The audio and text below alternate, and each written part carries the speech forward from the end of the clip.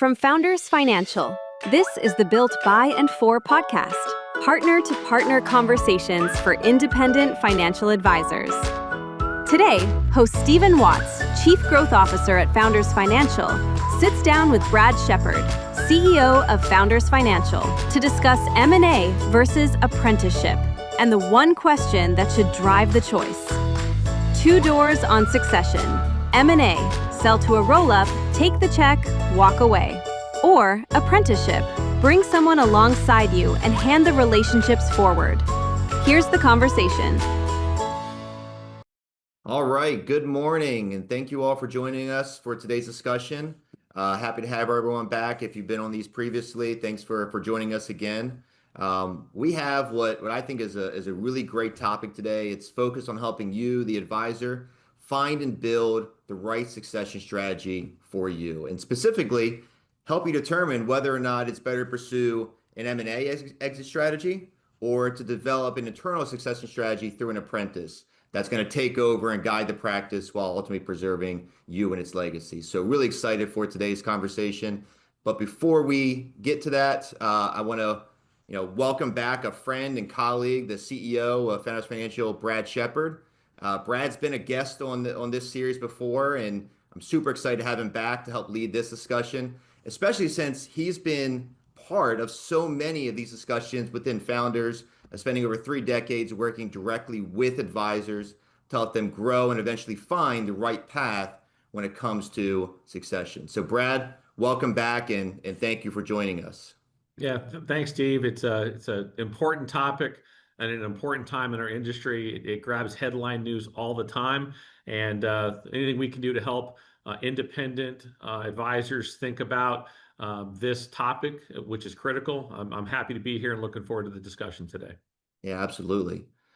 So Brett, there are a number of challenges that, advisors face today when it comes to succession, right? There's a lot of studies out there, one notably that suggested that over a third of practicing advisors who are, likely going to retire within the next 10 years, they don't have a planned succession strategy. The industry is kind of gearing up for a pretty disruptive period over the coming decade plus, right? So I believe it's fair to say that practices and the teams within those practices and clients, they're all kind of staring down the possibility of a lot of change, potentially a lot of turmoil, and negative impact if the advisors that are in charge and leading their practice today, if they're not beginning to prepare for what this next phase looks like for not only themselves, but for all those groups that ultimately depend on them. So it raises this fundamental question: is it time? And we're going to talk about that, right? But the question, at least the way I'm thinking about it, it's not necessarily about whether it's the right time for succession. We have touched on that topic in previous discussions. So if you haven't checked those out, please go to our website. You can see a lot of those. But I think the question is, for this moment, for today's discussion, is it the right time to start thinking about planning, right? Not whether it's time to get out, but is it the right time to start thinking about planning? To kind of put a spin on an old adage, the best time to start planning for succession was probably yesterday, right? And the next best time is today, right? So that's a phrase that's been used in a lot of different contexts, but I think it ultimately applies very well here. Well, and if you think about it, Steve, along those lines, we promote to our member partners here at Founders, right, that the work they do is important in the context of client relationships. And what do they teach their client relationships all the time? That is start now, start early, so that when you get to the point when you want to actually do the things that you hope and want to do, you're able to do them. I don't think this is any different. This is one of those situations where advisors need to really consider their own plan, not just their succession plan, their financial plan, all those kinds of things, so they can be ready for the day, whether it arrives as they want it to or if it arrives because they need it to. And that's a big part of this as well. Yeah, well said. So Brad, with all this in mind, and hopefully that set up and teed up the conversation, can you share your thoughts to kind of get us going on the timing for succession planning and how advisors need and can confront the challenges that they're all going to face at some point? At least I would assume they would all face at some point. Yeah, no, it is. I think that the whole point of this conversation today, the challenge of succession, is a critical topic. And as we lead conversations with advisors through this lens, we realize there's kind of three significant points that they need to consider. And they need to consider it strategically and holistically before they begin to dig in, right? And that is, one, what's the right partner for their practice? Two, how do they grow advisors that will be capable of handling the client relationships and carrying forward the excellence of that advisor? And then what's the plan? What's the right strategy to follow? And if you think about that in a holistic way, it's this idea of an internal partner or an external partner. It's the idea of a personal transaction monetization succession strategy or an arm's length one. It's who do you want responsible for building the mindset, the philosophy, the leadership skills, the acumen, the caring of the next generation advisor in a practice? Do you want it to be your responsibility as the person selling and leaving, or do you want to leave it to an external party to kind of, and I'll say it this way, and this will lend to some of the biases certainly we share here at Founders, but the mercenary advisor is going to come in and just take over, relationships, so to speak. And then what's the right strategy? Do you want to put yourself in a position as an owner of an independent practice that is a planned, orchestrated, getting the dance steps right on the dance floor kind of process? Or do you want it to be reactive, where things and choice and control leave you because you're forced to now react to environments that you're not in control of anymore because maybe you haven't thought about it early enough or the right way, health related, market related, who knows what other things could be. And so it's starting the conversation about what are the challenges and examining these three kind of big points to get an independent advisor to consider what's important to them about these different, methodologies of consideration. Yeah, I know we're going to get into this later on, but the further ahead you get, right, the more planning you do and you take away some of the reactive, the more optionality you're going to have, right? I mean, you get to a point where, it's maybe too late. Your options are going to get less and less, and you're going to be kind of stuck to go on maybe a certain path. So that's what we're going to get into today, and it's going to be, I think, a fun conversation. Yeah, and I asked you to keep this one here again. It is this age-old difficult question. Is it time? And to me, it is amazingly difficult. And as I think about succession for an independent advisor, it's actually the second most important decision they're ever going to make. The first being, do I go independent? Do I build and grow my own practice where I can put all of me into something, let it become a representation of my heart, my philosophies, my acumen, all that kind of stuff. But ultimately, I always envision this day. How does an advisor pick up the phone and call a client and say, "Hey, Steve, it's Brad Shepard. I'm calling. I've been your advisor for 30 years. Hey, I want to thank you for having paid me enough fees and commissions over the years that I don't need to work anymore. So I'm going to retire. Good luck with the next advisor that comes and serves you." Because what makes this question so difficult is it time economically, financially, all that. We'll get into those things. But is it time in an advisor's kind of soul a little bit to be ready to hand the reins over to a relationship that they've cared for and served in many cases for decades? These people have become family, friends, and deeply personal to them. How do you do that?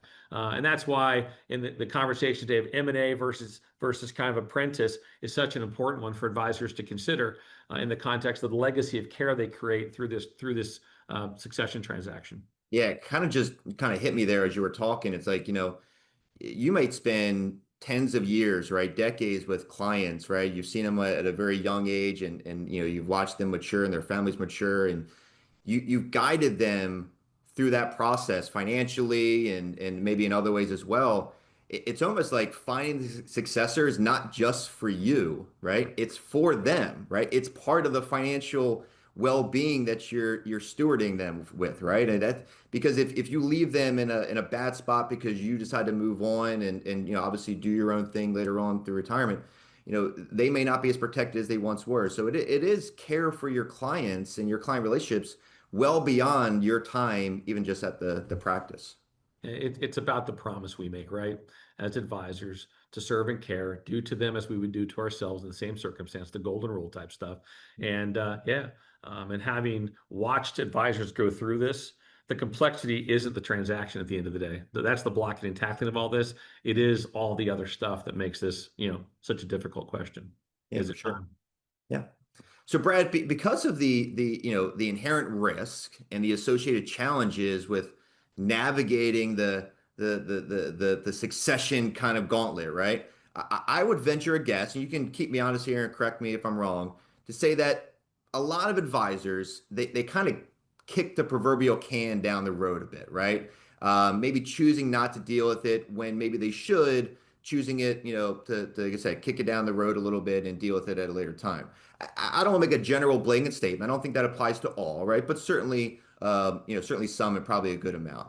But by doing so, I would imagine that opens up all new sets of issues and makes for kind of what we were just talking about, a kind of a chaotic situation if the planning becomes more reactive as opposed to proactive, like you were Right. talking about. Sure. Not to mention, um, again, I'm taking a bit of a guess here. You keep me honest.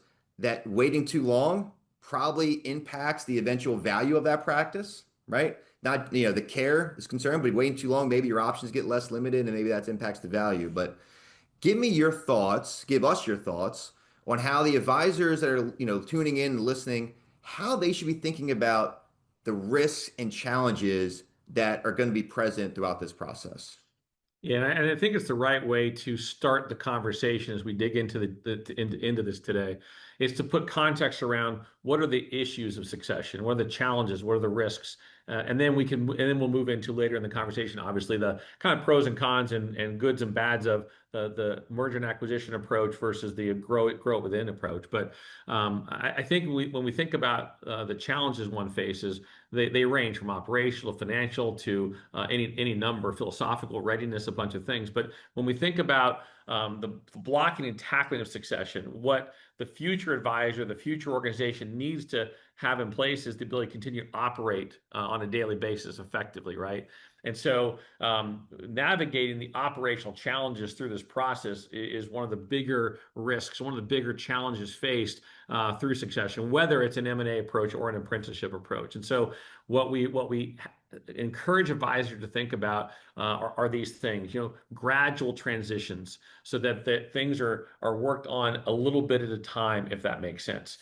So we empower the next generation advisor a little bit at a time. We prepare our internal team for leadership change a little bit at a time. We onboard to the client relationship things strategically a little bit at a time, so that the sudden risk of a reactive change is managed through this gradual context, this gradual process, if that makes sense.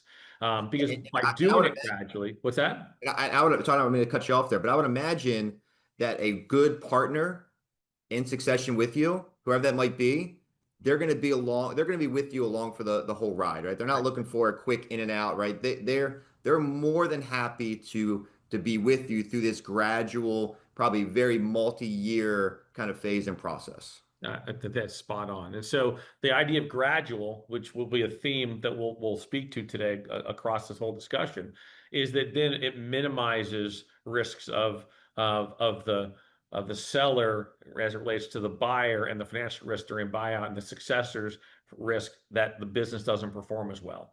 It reduces the risk of emotional challenge because people are more bought in a little bit at a time versus it's thrust upon them suddenly. It promotes clear communication, and that by itself renders everything easier. And so founders, in our role as we help advisors do this, it's then this external mentoring that we participate in with an advisor to help them think about all the things that are, they may not be thinking about at first blush because they're focused more on the blocking and tackling. How does the trade get done? All these kinds of things, but so much more dimensional than that. And so navigating operational challenges is critical. And the key point is to do it in a gradual way over many years, which again, our biases will come out through this conversation. A gradual approach, which means a prepared, proactive approach versus a sudden reactive approach for succession, is critical. Yeah, I totally agree. Continuing on, what does that then minimize? It minimizes financial risk. And internal succession planning, we believe, also minimizes financial risk if you do it gradually.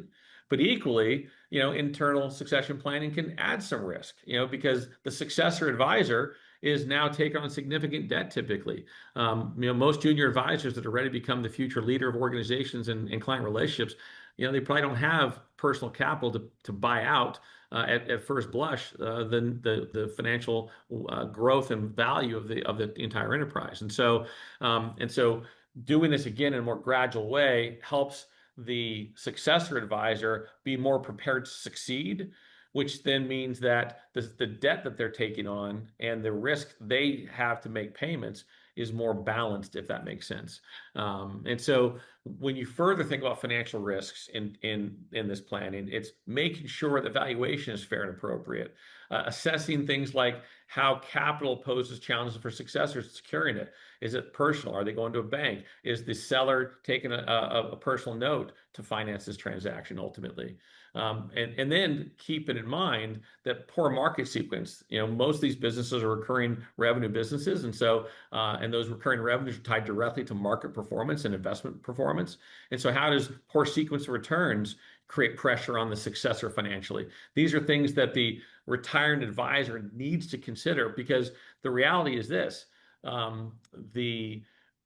they are a financial partner to the enterprise until the last payment, if that makes sense, right? And so as we get into the idea of M&A versus internal succession partner, these are things that a selling advisor needs to consider about what's most important to them and the risks they're willing to partner with. My personal belief is that they should be and want to be connected to the success of this thing long term, because it's the legacy of their whole lifetime of work. So.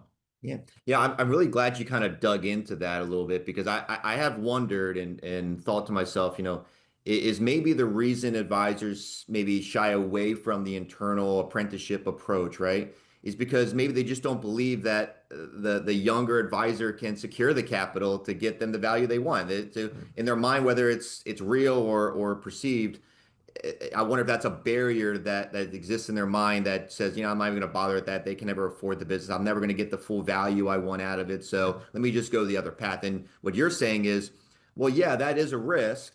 For sure that might be true, but it's only true if you aren't planning for it over the long term. If you give the successor and the apprentice time alongside you to work out those details, hopefully with a partner that can help them in that process, Right. then that becomes a reality that is actually achievable, actually doable. Yeah, no different than themselves as enterprise owners building the practice over many years, right? Exactly. And so, I think that the ability of a advisor retiring to be tied into the legacy of their care for many years is personally, in my lens, a good thing. It's not a necessary thing, and we'll get into that conversation in a little bit. But it's a good thing for the client relationships. It's a good thing for the advisor that's now taking over, even in some cases, the team that's staying on to care for that advisor going forward. But I do think that advisors that want their legacy as a focal point of this situation and not being rolled up into a bigger entity where the client becomes more of a financial outcome than a impact outcome. I think it's something they need to get comfortable with. And that, again, that's a gradual process as well of trust and confidence of the ability of this, younger advisor to lead and take care of this and going forward. Yeah, great point. Brad, we've said this a few times, but I'm going to hammer it home because I think it's so important, right? That succession planning, it can't be reactive by design. It has to be proactive. I mean, you kind of alluded this earlier. Advisors, you're guiding your clients, right, Brad? You were practicing advisor for a very, very long time, still do a little bit to this day. You're guiding clients with long-term financial plans, right? You're asking them to think long-term, not short-term. It makes sense that advisors would follow that same advice, right? I mean, it's like you eat, what's the phrase? Eat your cooking, right? Eat your own cooking, right? So you think they follow that same advice, especially since whatever the outcome of this financially, that's going to be a large portion of their own retirement fund. At least I would imagine it would be. Yeah, it's a But significant asset. Absolutely. huge, right? So, but it can be hard to know when to walk away, and there are likely signs that exist somewhere in the journey of that advisor's time at their practice that planning really needs to start if it hasn't already. So can you share some things that advisors they need to be on the lookout for in their own thoughts, their own feelings, their own activities that Right. may give that blinking signal that it's really time to start thinking about what succession is going to look like? Again, Yeah. if that process hasn't already begun. Yeah, no, it's a great question, and I think what makes it a great discussion topic is I actually think most advisors really love what they do. And so it becomes hard to assess effectively when it's time to start thinking about it. And so hopefully these are just a couple of ideas that as advisors tuning in today, listen to this in the future, you should ask yourself these questions so that you can begin to assess, is it time to really begin to start thinking about this? Because maybe something, whether it's subtle or significant, is shifting and changing. And having been at Founders now for almost 30 years and helped countless advisors navigate this, as you know, Steve, our strategic enterprise program that we work with advisors on does an incredible job of helping them think about their journey, right? Them as their products, them as leaders, and so everyone has their day ultimately, and so. As an advisor, my advice to you is to begin to ask yourself these kinds of questions. Are you feeling burnt out? Is there a natural retirement age that you've kind of dreamt about? Are you starting to, and this is not an uncommon one, I think even for young advisors, are the administrative burdens starting to outweigh client interactions? And please tune in for further conversations with us on these topics about how to grow impactful practices and free up time to grow and scale your practice as an advisor and do the things you love the most. We've got plenty of wonderful conversations on that. It's the idea of preserving legacy and recognizing that as we get older, tomorrow ain't promised to anyone. Uh, you know, we see it with founders all the time. Advisors getting kind of bored by the industry a little bit. They're just not interested anymore. And ultimately, it comes down to this. It's this idea: can you look in the mirror every single day and say, not that it's just you're satisfied, but are you in love? Are you feeling great? Are you happy? Are you fulfilled by what you're showing up and doing every single day? And when you have those things, there's never this question of not caring to invest. There's never this question of not feeling compelled to do the little big things. You're all up in it all the time, and you've got this energy, and you've got this, you're making an impact, and you're loving it. But it's critical, and there's no right age, there's no right moment. There's just, if you're starting to feel this, you got two paths, right? It's reinvigorate the leadership message and the falling in love of what you do every single day, or guess what? It's time to start having that proactive, planned conversation about what the future might look like. And I'm proud that Founders does a wonderful job in both scenarios, helping advisors contemplate their existence a little bit. But yeah, critical stuff. Yeah, it's probably not a great, apples to apples comparison, but I think it's close enough to kind of say it. It's like the athlete, right? Who it's all they've done. They really love what they do. They love being a professional baseball player, a football player, and it can be hard to kind of know when to walk away. But once you start thinking about retirement, it's probably starting to start planning for that, right? I mean, instead of hanging on too long or whatnot. But Yeah. right, it feels like succession has this potential to be this all-encompassing period of time that can become overwhelming if the advisor's not ready, right? And it would be easy to caught in a moment where the advisor is in a situation where the deck, right, when it comes time for succession, when it comes time to move on, that deck is no longer stacked in their favor, right? They didn't plan early enough. They're short on time. They need to move on for whatever reason, right? There's any number of reasons why someone needs to move on, and exiting becomes more important than succession, right? So Right. all this would seem to benefit. It's kind of what I was alluding to earlier, and we kind of kicked off the show. All this would kind of allude to the fact that the buying party in an M&A situation, like they could be in a better position, right? Because the advisor's kind of stuck in a limited negotiating position than they would have been if they would have started a little bit earlier. Not to mention the negative impact to clients potentially go up. A consideration that, again, if I'm on the other side buying, that probably is a factor in the purchasing terms, right? So I assume I have all that right. Again, check me if I don't, but that's kind of my assumption. So if that is the case, what should advisors ultimately be focused on when they plan for succession so that they don't fall into the type of situation that I just described where they're trapped? Yeah, no, it's again, it's the eat your cooking conversation. Do for yourself as an owner of business the same thing you would help your business owner clients do for their plumbing shops and their hardware stores and their car dealerships, all that kind of stuff. But it's these key consideration points, and you can see them right here. Find the right partner. Is it an M&A transaction? Is it grow from within? You got to know that earlier on, and that's part of what do you want for your practice ultimately. And we'll get into some of the pros and cons in a few minutes of M&A versus internal succession, and why that's important to get kind of determined early when it's all said and done.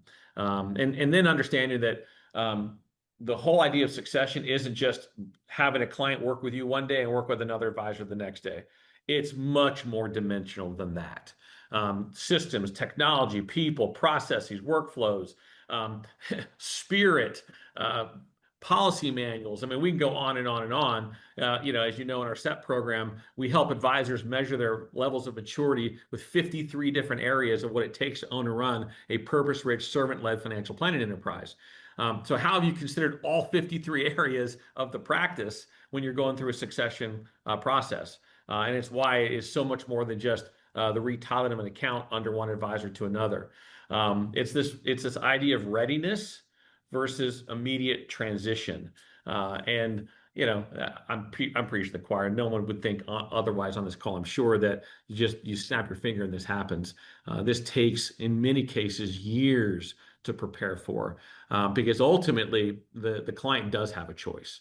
They don't have to accept the choice you make to who you sell to, who you have succession be with. They get to make their own decisions. Do they go find another advisor or not? And that's why this is a multi-year process where readiness is a critical component of all of this, which is then the difference between exit planning and succession planning. The idea of monetizing something versus caring for something through this process. And so, as an advisor, go ahead. No, so let's dig into these key components Yeah.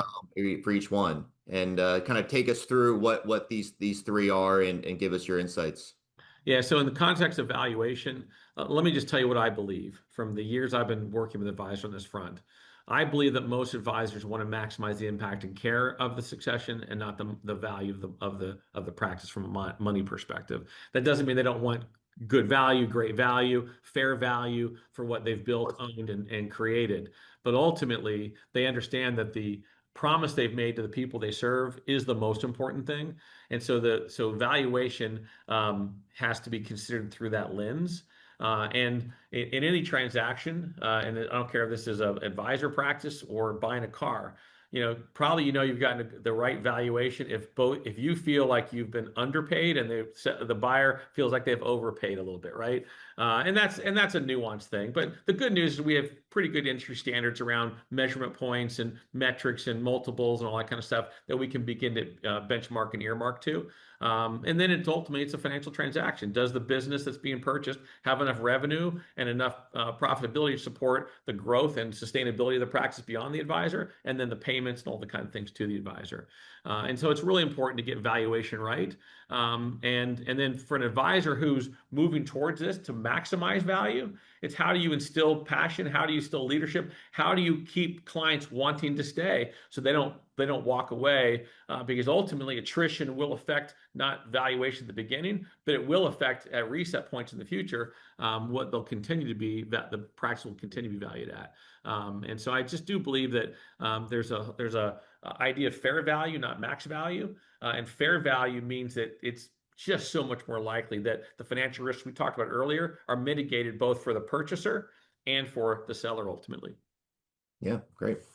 And so then you move it into, so now we've got to, everyone's feeling good or maybe not so good, which I don't think is a bad thing about, yes, this is what it's worth. And then how do you make sure that clients say yes? Because again, they've got to vote in all of this.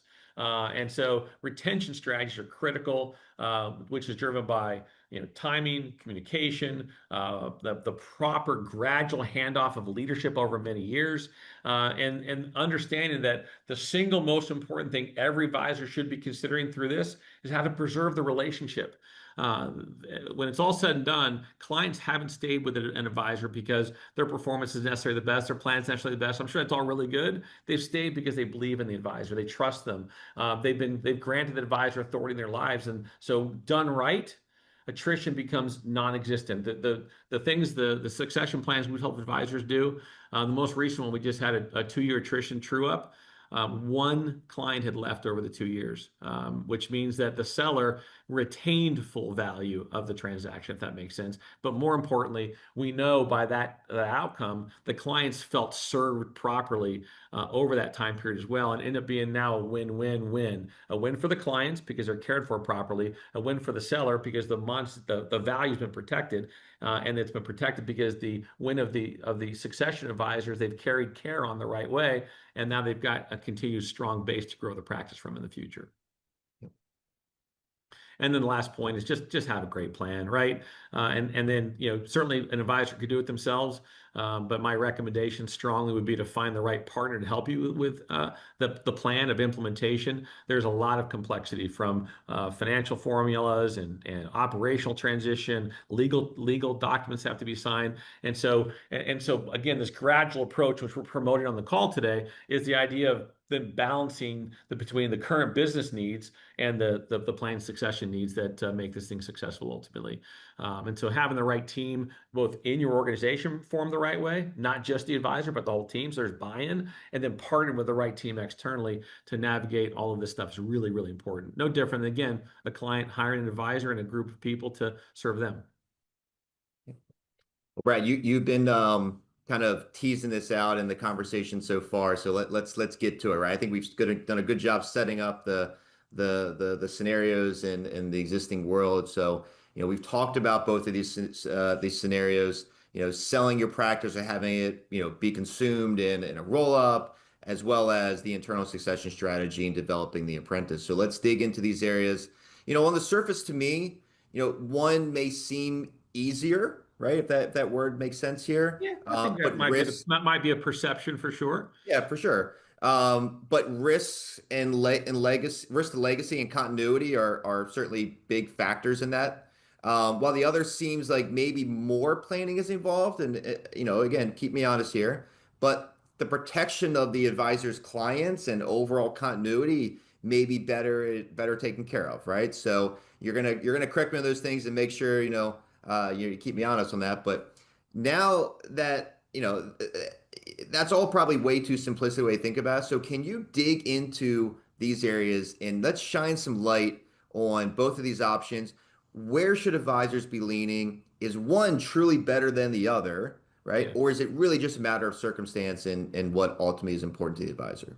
Yeah, I'm going to answer that question first, I'll with perfect transparency. This is my biased view, right? So, having watched both of these kinds of transactions take place over time, and I love the questions the way they're written because, yes, the bias that we've always promoted is an internal succession strategy with an apprentice is the best outcome for all parties involved.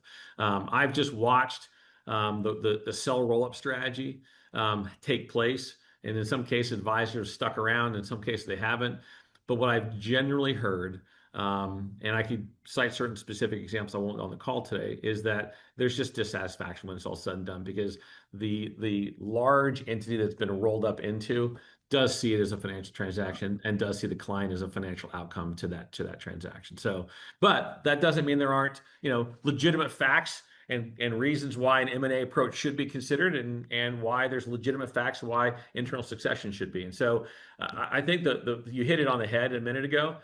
The M&A approach, I think, is the proverbial easy button, right? It's that I just don't have to think about a whole lot. I can plan less in advance. I can be more reactive. They've got giant teams that are going to come in and swoop in and do all the due diligence, do all the financial analysis, do all the demographic assessment. We're going to send, there's going to be a day this thing goes live. I'm going to send letters out, let clients know, and advisor number 2, 3, 4, 5, and 6 are going to show up and start being an advisor to these relationships. And human nature and which is why this works, is people don't like change. And so if I'm the client, I just kind of accept the outcome. I'm not necessarily thrilled about it. And it might be 2 or 3 or 4 years before I finally take my opportunity to vote, because the experience I've had in leadership and care of that new advisor is just so much different than what I had in a trusted, intimate relationship with my previous advisor, that they end up walking. But by then, enough growth has taken place in the firm that it didn't matter from an economic perspective. Yeah, so facts of M&A, it's easier in theory. I don't necessarily believe it, but in theory. Maybe some enhanced financial terms, because there's less need by these giant organizations to protect their financial interests a little bit as the buyer. Whereas in the internal succession, you as the seller want to kind of protect your future, the ability of that advisor to make those payments ultimately. It's just less emotional. And I think this is the key point. The advisor gets to go sit in the passenger seat. They just get to be told what to do and how to do it and when to do it. And that doesn't really matter their whole opinion a whole lot. They just get to go sit back and have this more impersonal financial transaction where they can kind of just wipe their hands, walk away, and be done. I think in those situations, there's incredible higher risk of client attrition, which is because the experience is so fundamentally different. Why? Because now to get the accretive value that the big purchaser wants through the M&A approach, they're gonna force into that business systems and technology changes that are required, maybe potential differences in planning and investment management philosophies, even platforms and cost structure, that again most clients might just surrender to, but again it puts more at risk of those kinds of things. And then I think bottom line is this, which is why my bias has always been to the more internal succession approach, and that is company culture permanently changes. And that's just a fact. There's no way that a bigger organization comes in and it becomes a more personal experience for that client relationship. And so the bottom line is the client experience is oftentimes diminished.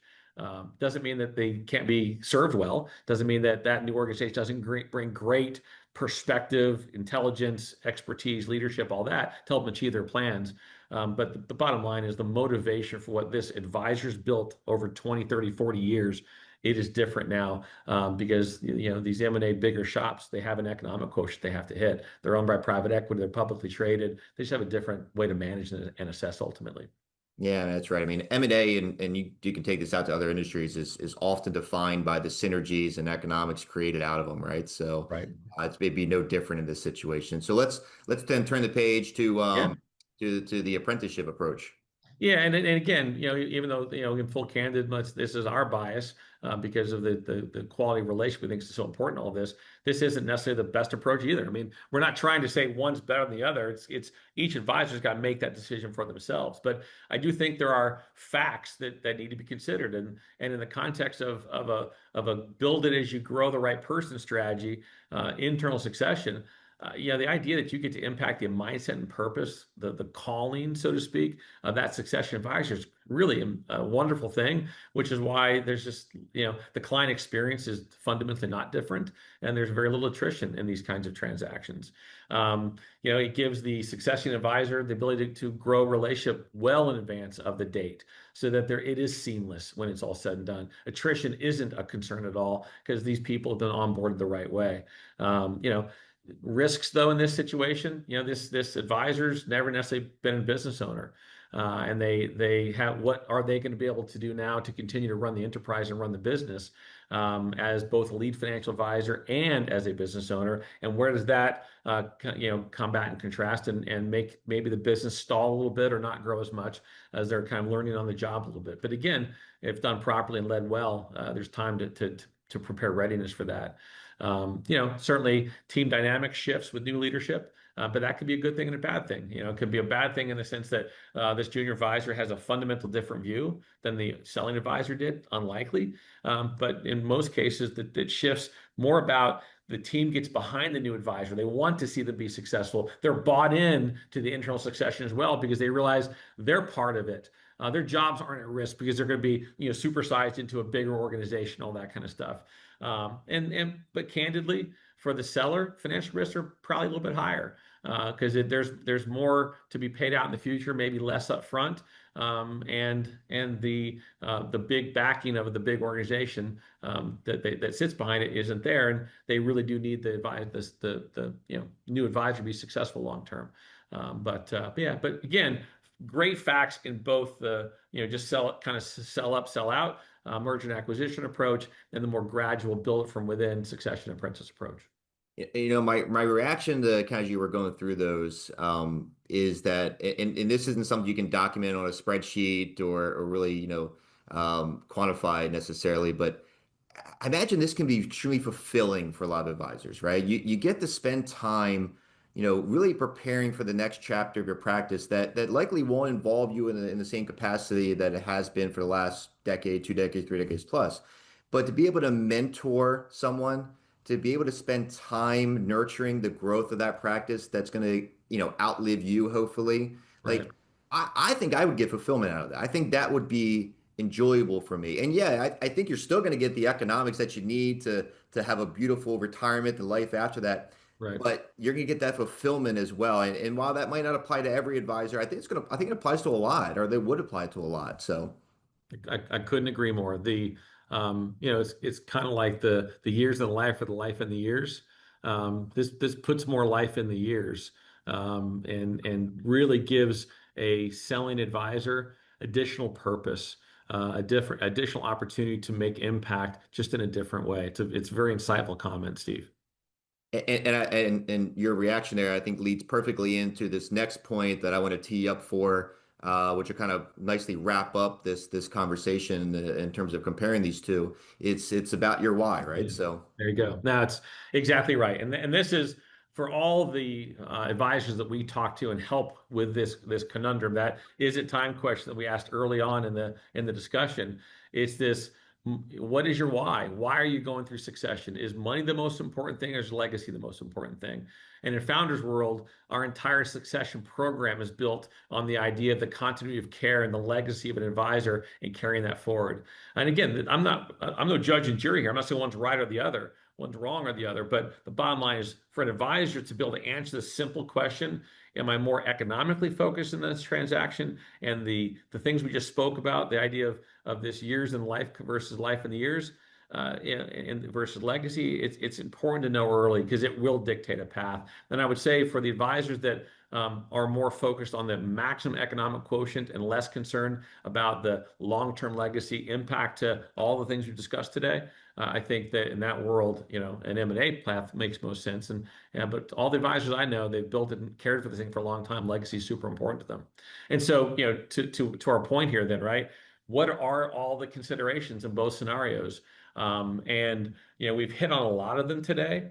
But the most important thing, as our listeners here and our viewers kind of read through this slide, it's what's right for you as an advisor, what's most important to you. And once you answer that question, it gets really easy, but still a lot of work to do.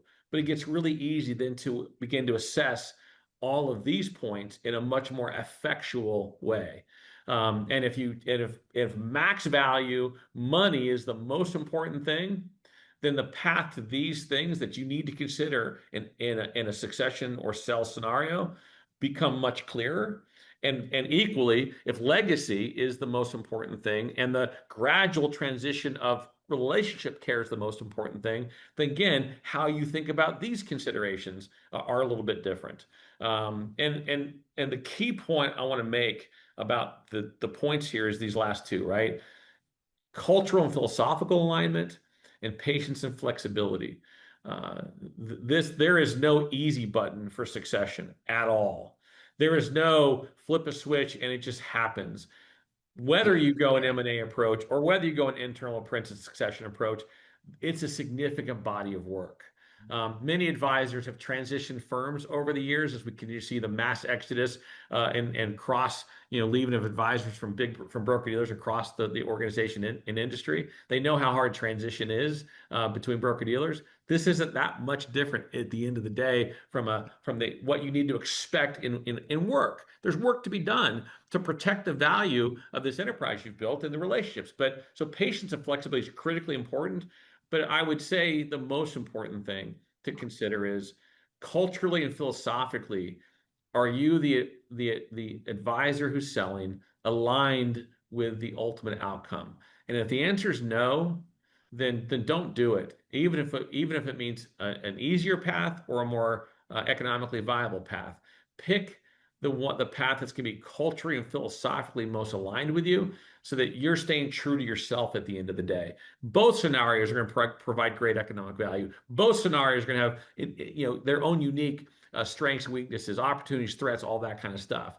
And so these last 2 points, be patient, flexible as you're going through it, and then really make sure that culturally and philosophically where the destination is aligned with your core values. It's really important to make this thing be successful.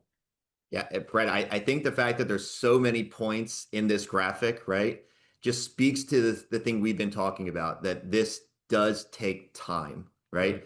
You cannot check all these points in a short period of time. It's going to take that gradual planning, whatever strategy you go with, it seems like, right? It's going to take time, and this is just evidence of that fact. Absolutely. So, Brad, if you're going to take all of what we've talked about so far today, everything on the screen now, and distill it down to a few key things that advisors, they just need to remember this if they want to have success building the proper strategy. What would you say to an advisor that you're sitting across from and talking about their approach to succession? I mean, it's really simple. Start early. Build independence in the sense that you have your own original thinking through this process, and you're not just taking from someone you deem an expert what they say to do and how to do it. That you own the process, no differently you've owning your own practice. Develop leaders internally, so that regardless of the choice, an effectual outcome can be measured by the clients that are going to be served ultimately. Give yourself options. But I'm not just talking financial options and options to different partners. I'm talking options that are going to make you feel comfortable and sleep well at night, which is this last point, which we just hammered home on the last slide. Stay true to your values.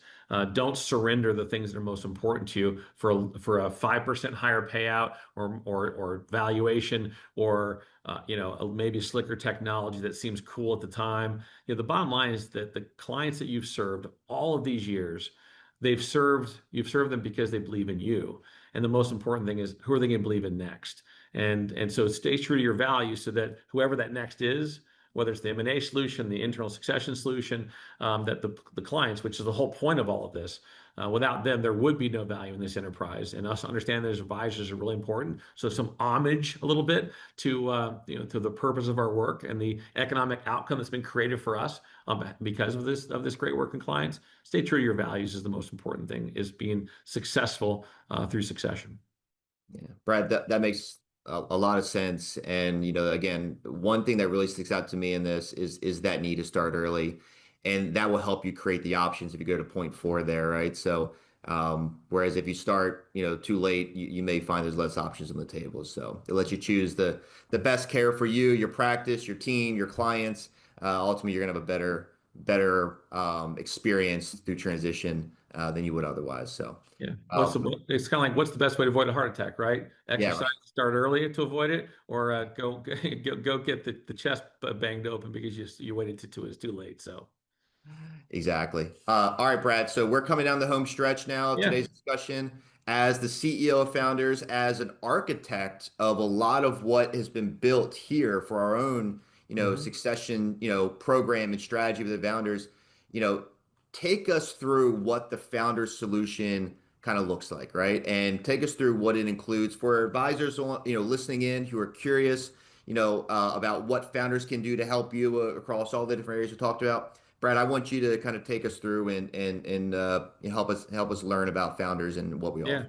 Thank you. Yeah, sounds great. Yeah, so I think it comes back to even the slide before. What are the things to make it successful?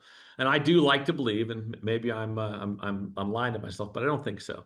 But I do like to believe that Founders has kind of married the best of the M&A approach with the apprenticeship approach. And so what we focus on in our solution is starting early, which means preparing the advisor's legacy. That starts in Founders through what are called our strategic enterprise program, where we become the true business partner to our advisors' practices, help them think about growing a purpose-rich, servant-led enterprise. We've got an incredible track record, Steve, of helping advisors organically grow their practices. And so they actually, because of SEP, have more value in their enterprise ultimately because they've grown a more substantial practice. And so preparing legacy isn't just about the succession process. It's how to build a viable, firm that's healthy and it's living up to its promises and it's delivering on the outcomes that's committed to. Making the dream of the advisor come true, if that makes sense. So with us, succession planning doesn't even start when we're at succession planning. It starts in a partnership proposition with all advisors and member partners and founders through SEP and helping them prepare their legacy and even begin to think about what that might be.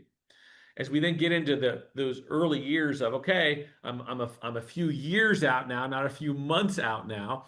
It's, all right, what do you want in succession? Do you want to work with us through Founders Apprenticeship Program to find that young advisor who's going to grow into the succession person over time? Or do you want founders to plan on doing that with you? And what's that look like? And so we spend a lot of prep time thinking about this question and how are we going to find that successor? Are we going to hire it young and grow it? Or are we going to hire a little more experience and it needs to go more quickly? Those kinds of things. Where they're going to move into evaluation of their practice. And Founders has a formula that we follow and use. It's very market relevant.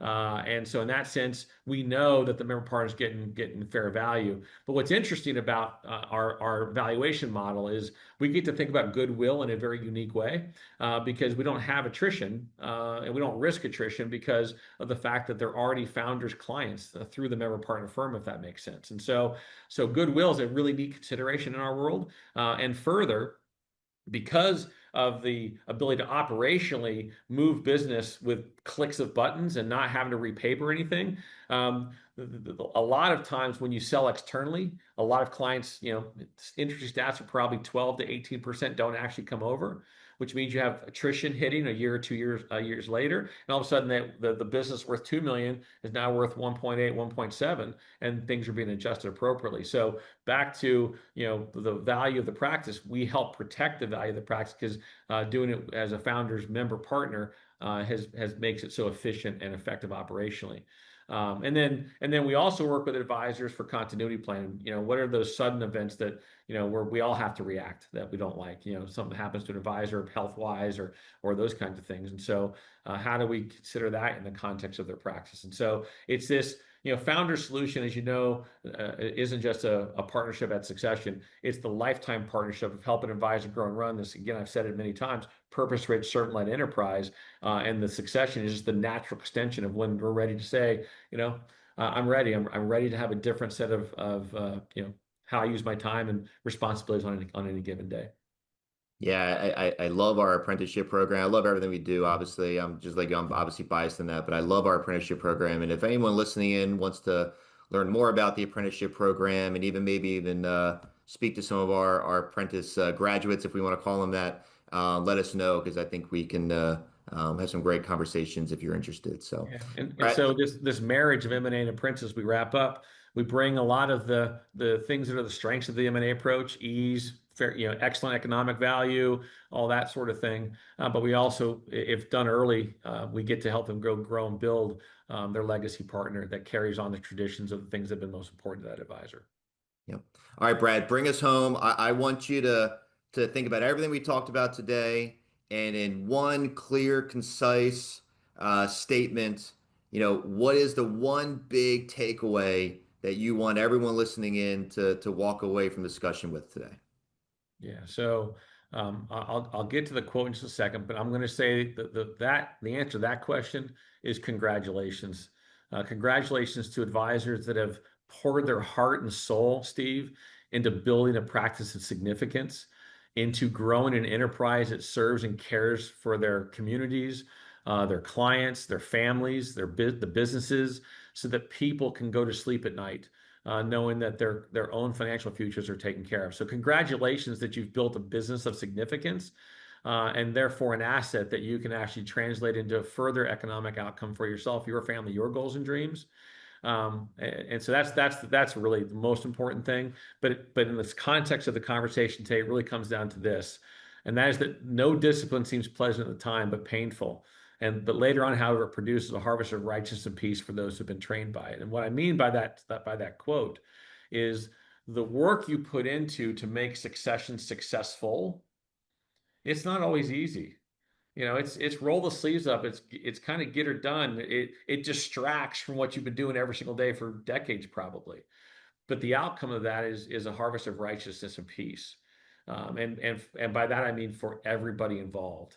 You, the clients that are served, your team and stakeholders have been part of this journey with you, because it's done right.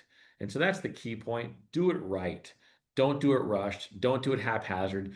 Do it right so that the very standard by which you've set professionally in care and service isn't unhinged and isn't undone in the snap of a finger because this hasn't been considered the right way. Yeah, great point, great close. Brad, I just want to thank you again for joining us for this conversation today. Always love talking to you about this. You're a great guest and a thoughtful voice on subjects like this that have real impact on advisors and their practices. So thank you for joining us. I hope everyone got a lot out of the discussion today and your thoughts, wisdom, and insights. Yeah, thank everybody for the time and appreciate it. So I'll let you wrap it up, Steve. Yeah. So for everyone listening in, if you have questions about Founders, our succession program, please visit foundersfinancial.com. Or you can also feel free to just connect with us. You can email us at events@foundersfinancial.com.